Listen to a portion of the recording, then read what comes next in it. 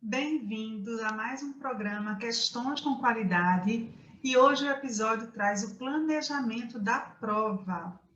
A escolha desse tema foi, na verdade, uma enquete do Instagram, onde eu perguntei sobre planejar a prova e sobre reformar questões e ganhou, assim, disparado o planejamento da prova. E eu sei que esse é um desafio do docente, do professor, né? Planejar, estruturar a prova. E isso é muito relevante e a intenção desse programa é trazer uma proposta que facilite essa tarefa para a gente, essa tarefa que é recorrente, né? Que sempre a gente tem, não tem jeito. Então, eu vou trazer aqui o Blueprint. Blueprint é um mapa estratégico, vários trabalhos. Ele, na verdade, é uma ferramenta que é utilizada em várias outras situações, além da educação, no mundo corporativo, e ele pretende fazer um mapa estratégico que traga a ação e, paralelo a isso, os resultados, para que possa se refletir sobre o ganho desse processo, imaginando a avaliação como parte de um processo educacional. Então, eu preciso, dentro do planejamento avaliativo, pensar o que é que eu estou fazendo, que resultado eu estou tendo e como é que isso pode refletir na minha ação educacional. Então, como é que eu vou fazer para planejar? Eu vou fazer um blueprint onde eu tenha na entrada o desenho da avaliação, todos os critérios que eu estou pretendendo avaliar, e eu também tenha como refletir a saída desse processo, porque um processo tem a entrada e a saída. E o processo educacional, ele tem um começo, ele tem um meio, tem um fim. Na verdade, ele é um ciclo, né? Ele termina, mas já começa novamente. E é justamente o efeito catalítico que permite que, após esses resultados, eu aprimore a minha ação educacional, faça ajustes que podem refletir, eventualmente, no novo processo avaliativo. Então, a educação é assim, é alguma coisa que não tem fim. Ela tem, na verdade, um planejamento, toda a ação educacional, onde a avaliação ela se insere em vários momentos desse processo educacional e principalmente quando a gente quer verificar os resultados desse processo educacional. Então, quando a gente fala do efeito catalítico, a gente imagina o que é que os resultados de uma avaliação podem trazer de forma a aprimorar, a ajustar tudo aquilo que vem sendo feito. Porque o investimento na educação começa com um processo, a gente desenha toda a educação, toda aquela ação, desenha quais são as aulas que eu vou ter, quantas aulas, o que é que vai ser apresentado em cada aula. A gente também desenha o perfil do egresso, aquele perfil do estudante, o que é que eu espero, que competências eu espero que esse estudante adquira. Então, isso é um desenho do todo, e a avaliação ela é uma parte também desse todo, né, e que vai ajudar muito a aprimorar. Aqui tem um tripé, é o tripé da ação educacional. Então, toda ação educacional e a avaliação ela é um braço desse tripé. É preciso que eles estejam olhando na mesma direção. Se eu tenho um perfil do egresso, que nos currículos, por exemplo, se eu for analisar uma diretriz curricular nacional, eu tenho um perfil de egresso. A diretriz traz lá alguém com capacidade crítica de conhecer o processo de saúde e doença dentro da realidade social inserida. Então, tem todo um perfil. Esse perfil para as áreas de saúde é um perfil generalista, né? Eu não posso ter um perfil especialista, especialista vai ser depois, mas o perfil do egresso que a gente pretende formar é um perfil de egresso generalista, que seja capaz de atuar e de servir à sociedade dentro daquilo que se espera.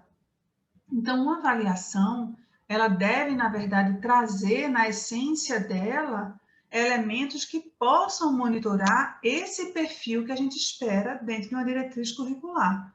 Então, eu tenho os objetivos educacionais, que foram aqueles que foram trabalhados mesmo na sala de aula ou na estratégia institucional que foi decidida, os objetivos de aprendizagem, eu tenho o perfil do egresso, e a avaliação, ela deve ser uma ferramenta de verificar e promover esse tripé daí. Dessa forma, eu consigo verificar qual foi a minha eficácia educacional. E por que eu devo avaliar? Por que eu devo planejar a minha prova? Então, eu trouxe aqui esse cenário. Imagina um professor do segundo ano do curso.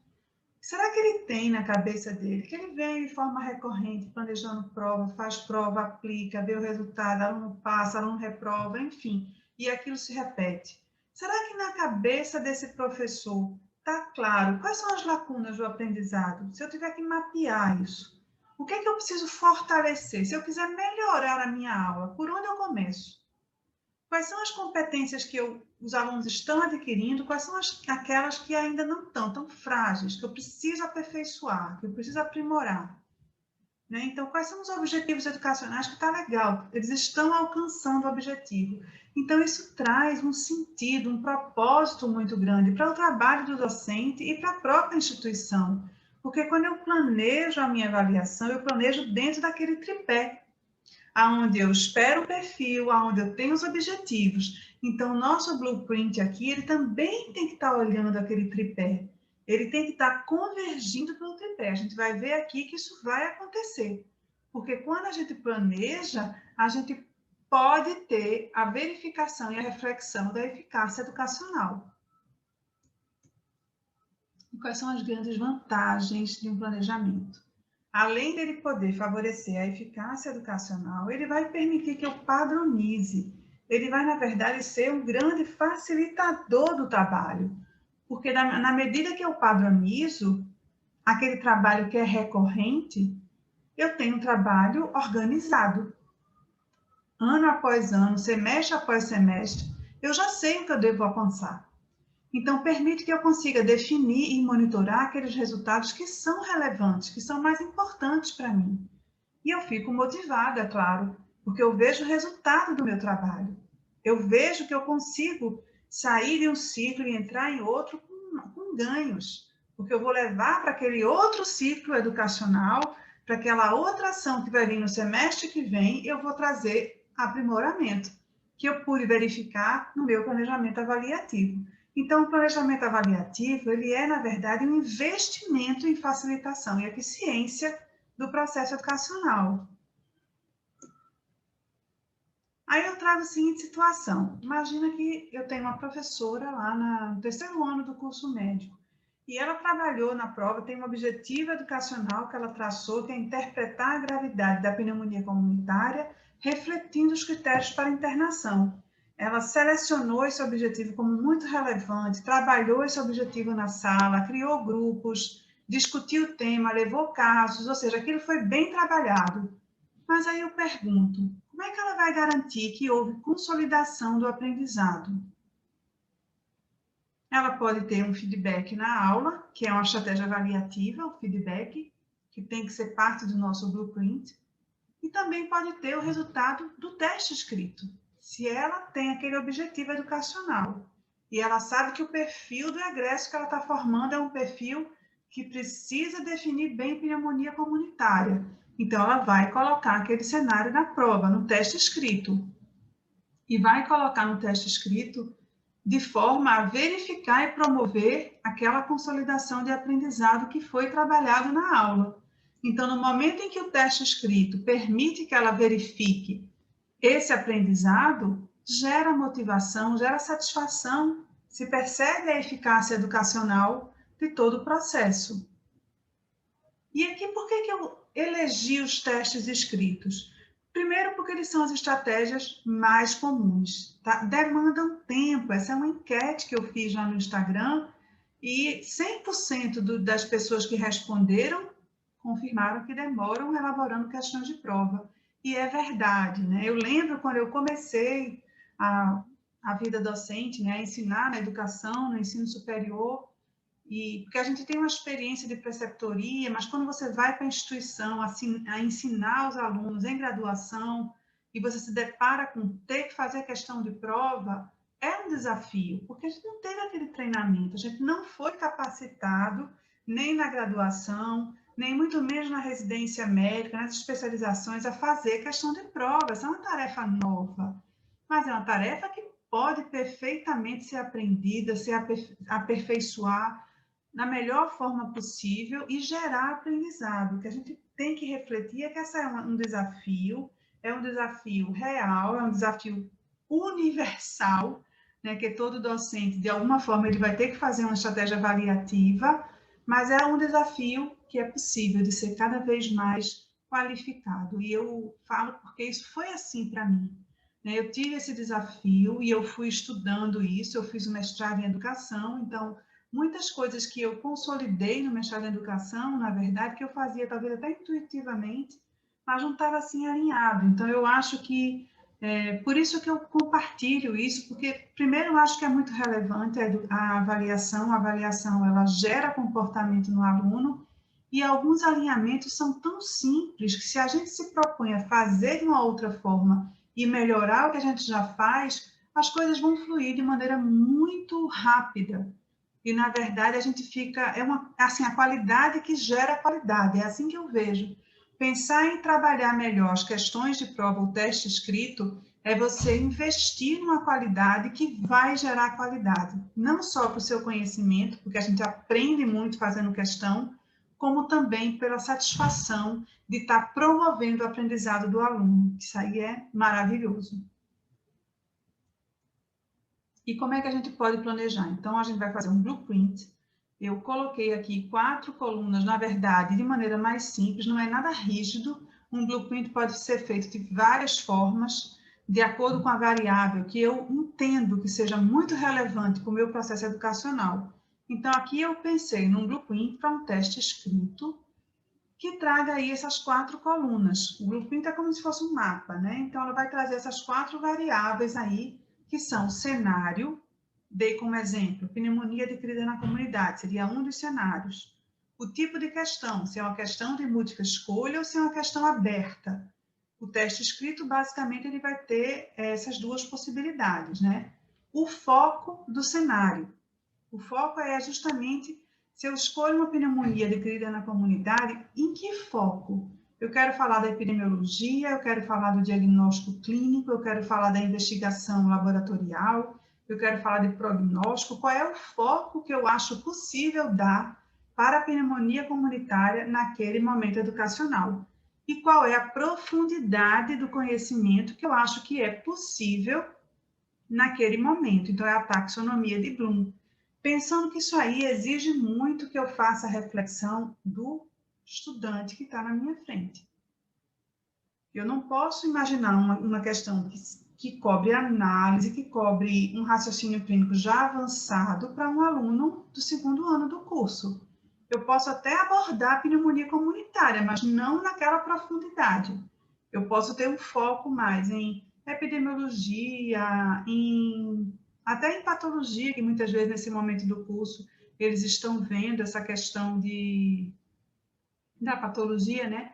É sempre importante que o cenário que a gente traz, na verdade, eu posso trabalhar o mesmo cenário em diferentes momentos educacionais, porque o que é que o cenário traz para a prova? Traz contexto, traz significado. A gente sabe que o aprendizado ele está muito relacionado ao quanto é significativo aquilo que a gente está apresentando para o aluno. Se eu apresento lá uma página de livro com uma coisa, com um monte de coisa de conteúdo, o aluno pode até se dar bem, mas dificilmente ele vai lembrar daquela questão, porque aquilo não tem tanto significado. Agora, se eu, mesmo uma complexidade mais lenta, né, mais rasa ali, eu trago um cenário que ele vai ver, porque ele vai ver uma vizinha com tosse, com febre, que era uma pneumonia. Então, se eu trago um cenário e vinculo aquele foco que ele alcança, que é possível para ele, eu trago um significado. Então, à medida que o aluno vai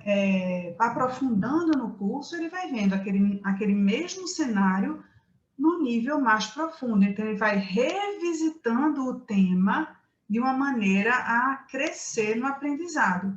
Então, isso é muito importante que o que a gente apresenta ao aluno, não só na nossa aula, mas como também na avaliação, pensando em avaliação como estratégia de aprendizado, que esse dado ali, ele tenha sentido, ele signifique ali. Então, o cenário, ele vai aproximar a teoria da prática.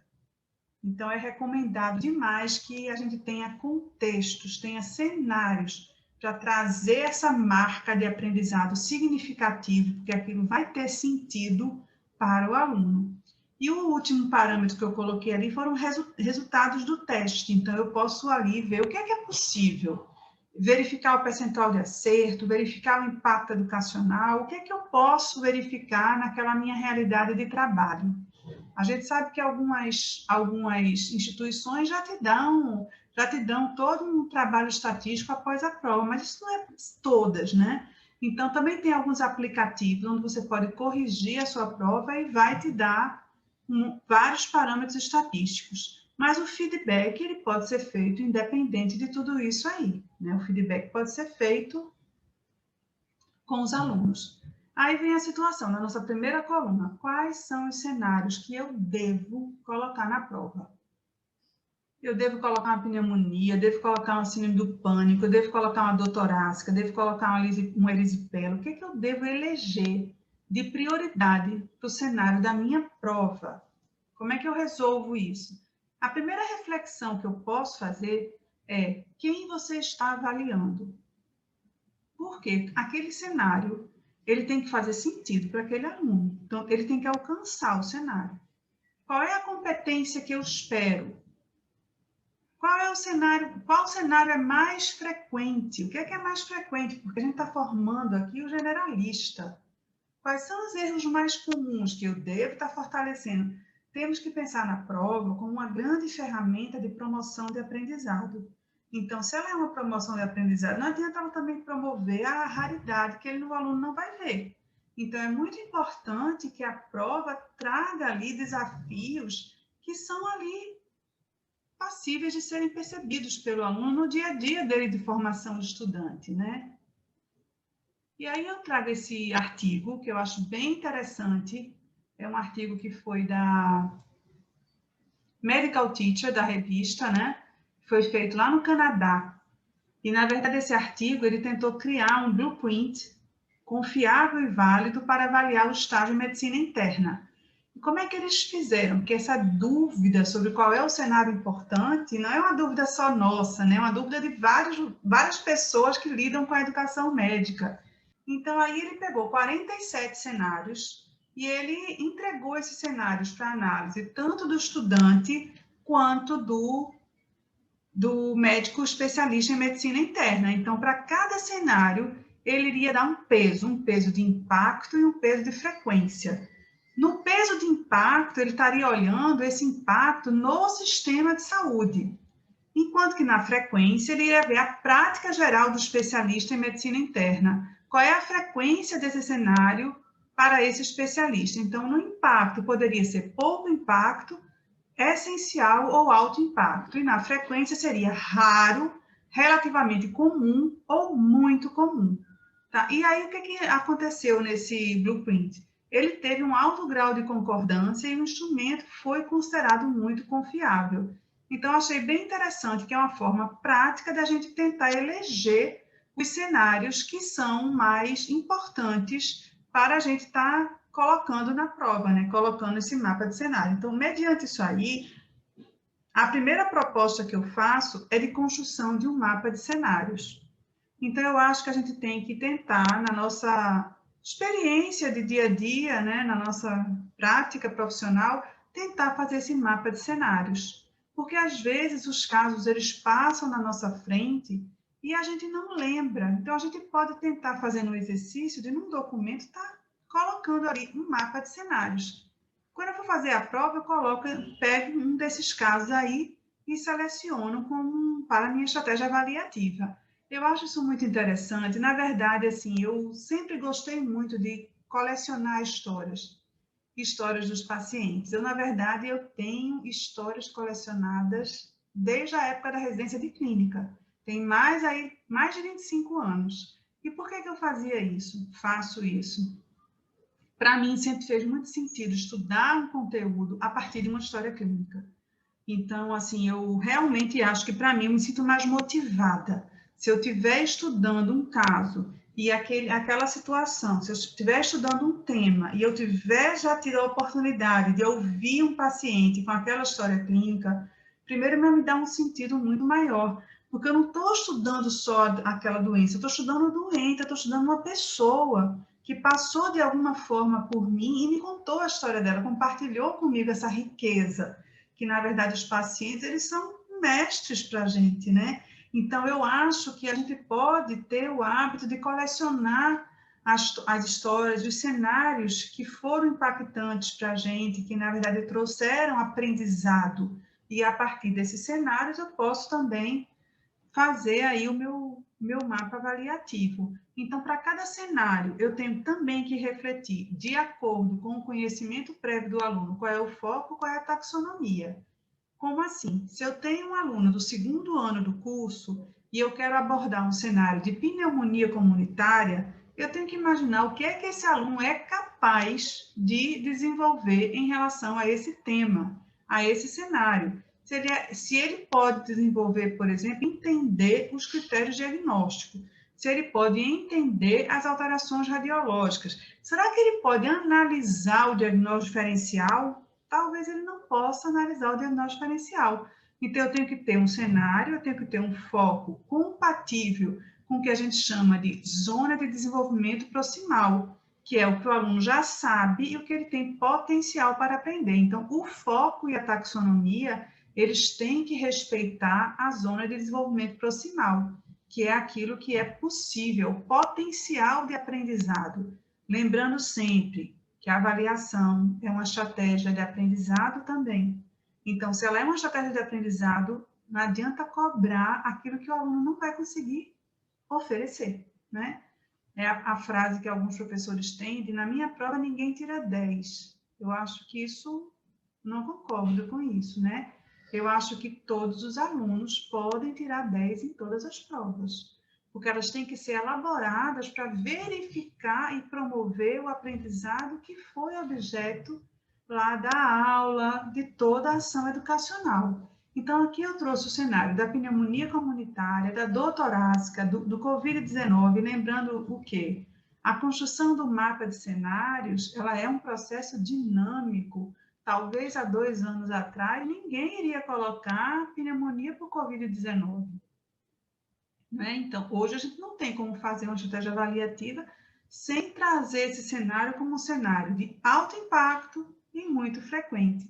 Então, a gente precisa estimular esse tema, essa discussão e promover esse aprendizado. E a gente vai escolher esse cenário dentro de um foco e de uma profundidade que seja compatível com aquele grupo de alunos, para aquele grupo de alunos. Da mesma forma, vários outros temas. Então, e você percebe que esse tipo de estrutura aí, o mapa de cenários, quando você elabora o mapa de cenários, você vai usar ele para todas as suas provas. Você pode dividir de acordo com as disciplinas, com o momento, mas você tem seu mapa ali, é um trabalho que você vai ter uma vez. Você vai alimentar o mapa, você vai colocar novos cenários, vai tirar alguns que você acha que não foram, se mostraram mais irrelevantes. Então, você vai criar o seu mapa, você vai, na verdade, eu acho que fazer planejamento avaliativo é qualidade que gera qualidade.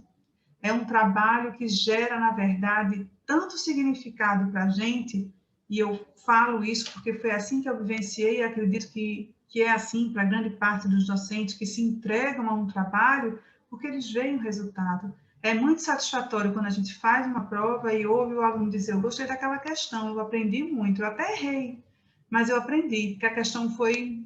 Eu consegui perceber a essência da questão e aprender com ela. Então, para mim, assim, quando um aluno fala que aprendeu com a prova, é o 10. É tudo de bom. É o que eu gosto de ouvir. É quando ele aprendeu com a prova. E aí tem um outro aspectozinho que a gente selecionou, aqueles 4 critérios, que é a questão da metacognição. O profissional de saúde, que é esse o foco do nosso planejamento avaliativo, né? É um profissional que vai decidir todos os dias, que vai precisar fazer um raciocínio clínico, ele vai, na verdade, precisar, dentro de uma realidade que ele está vendo ali, escolher. Ele tem que decidir. E essa capacidade de direcionar o conhecimento, de, a partir do que eu sei, fazer uma decisão, é metacognição. Não é um conhecimento que eu digo assim, o que é que tem na página tal do livro? Qual é o músculo que faz isso aqui? Não é isso. O paciente não vai chegar com essa demanda. Ele vai chegar com a realidade, com um conjunto de situações e a gente vai precisar decidir. Então, escolher, decidir, direcionar o pensamento é metacognição e a gente precisa desenvolver isso. Então, no planejamento avaliativo, eu acho muito importante que a gente vá mapear também quais são as questões que conseguem alcançar a metacognição.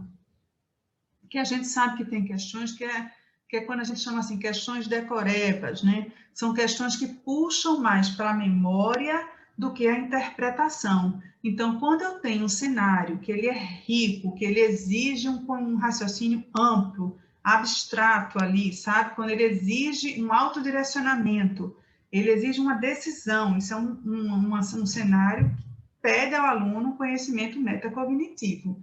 Então, eu também acho importante no Blueprint a gente mapear isso aí. Até porque imagino que eu mapeio ali o percentual de questões que eu seleciono como questões que desenvolvem metacognição. Aí eu peço aquilo 20% no segundo ano e vou crescendo aquilo, até o profissional já próximo ali dele se formar. Então, basicamente, no profissional que está próximo de se formar, eu tenho que ter muita capacidade de decisão.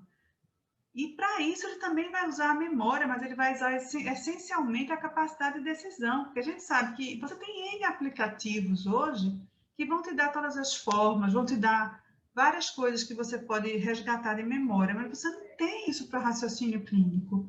Você tem que desenvolver isso ao longo da jornada educacional, da qual a avaliação é uma parte muito relevante.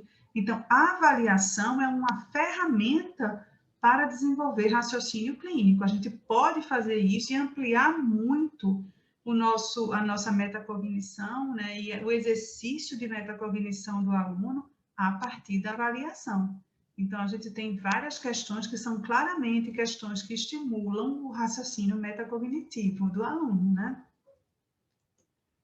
Então, a gente teria nesse blueprint o cenário, o tipo de questão, destacando se ela é ou não uma questão metacognitiva, o foco e a taxonomia, e também o resultado do teste. Esses resultados é o que é possível para mim. Né? Vou avaliar o que seja possível. E aí eu trago aqui um exemplo, né, de uma prova, uma avaliação somativa, um planejamento avaliativo de final de disciplina, onde eu coloquei ali 20 questões, sendo 6 abertas e 14 de múltipla escolha. Então, foi como eu planejei esse teste. É importante que aqui não está escrito, mas deve estar escrito para qual é o público.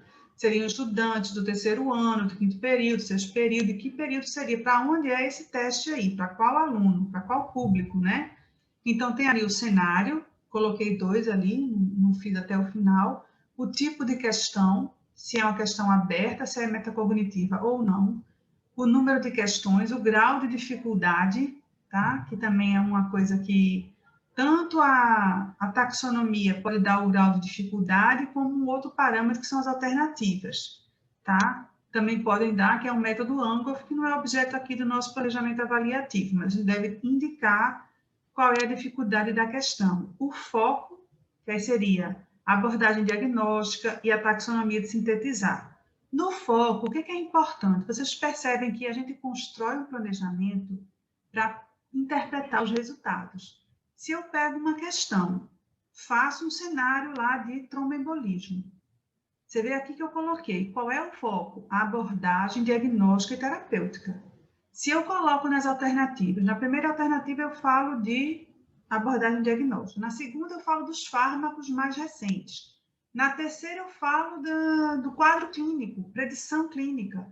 Então eu falo de várias coisas, eu não consigo perceber o que é que eu tive de ganho, porque eu saí do meu foco. Então a questão ela tem que ter um foco. Se eu decidir que as alternativas, que a questão vai focar em abordagem diagnóstica e terapêutica, é importante que as minhas alternativas sejam todas voltadas para esse foco, que é o foco de abordagem diagnóstica e terapêutica. Por quê?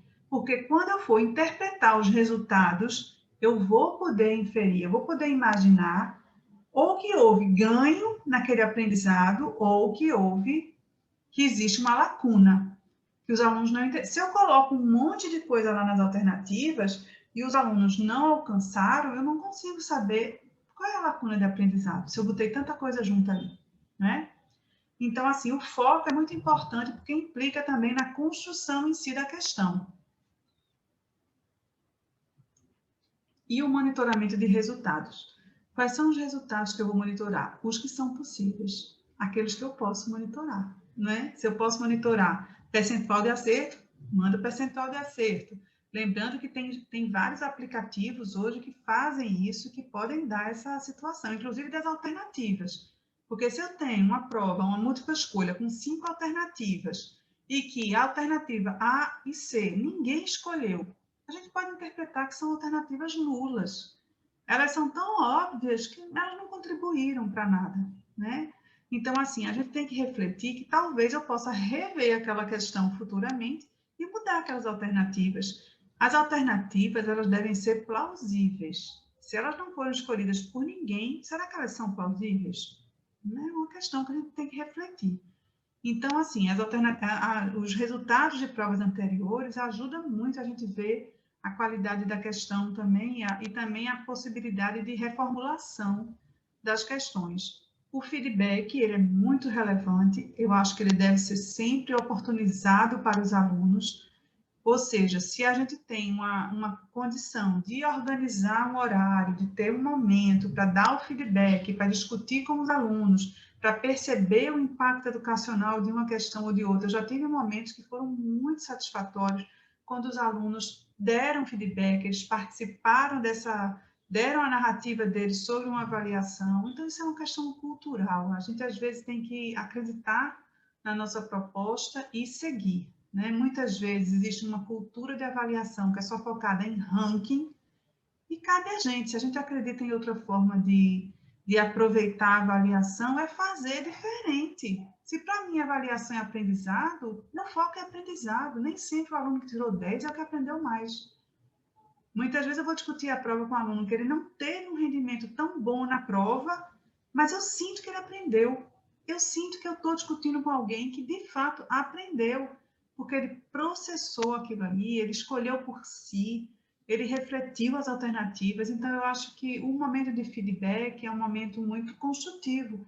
Ele permite esse diálogo, né, educacional, assim como as contestações, que eu também acho que sempre tem que fortalecer no aluno esse amadurecimento dele contestar o que ele não concorda. Claro, de uma maneira ética, de uma maneira amadurecida, né? Mas ele deve ter essa oportunidade de contestar. Isso promove diálogo, isso gera a capacidade de troca, né? Porque amanhã eles vão estar vivenciando isso também. Eles vão ter que se posicionar dentro de uma equipe, se concordam, se discordam. Então, eu acho que a contestação, eu vejo dessa forma, é uma oportunidade de você colocar suas razões.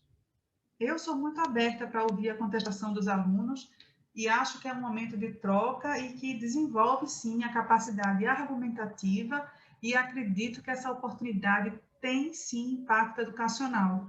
Né? E a gente tem que construir isso de uma maneira mais rica possível para que gere impacto, porque tudo da educação tem um foco, que é o foco de melhorar o processo de ensino e aprendizado.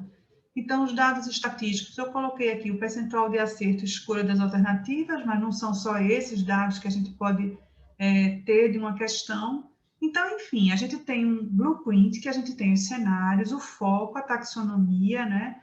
A gente tem também os resultados do teste, e aí, dessa forma, eu acredito que a gente consegue planejar uma avaliação e aproveitar ela da melhor forma possível, para que ela possa gerar o quê? O efeito catalítico, aprimorar, ajustar ou até fortalecer as coisas que estão sendo efetivamente positivas para o processo de aprendizado.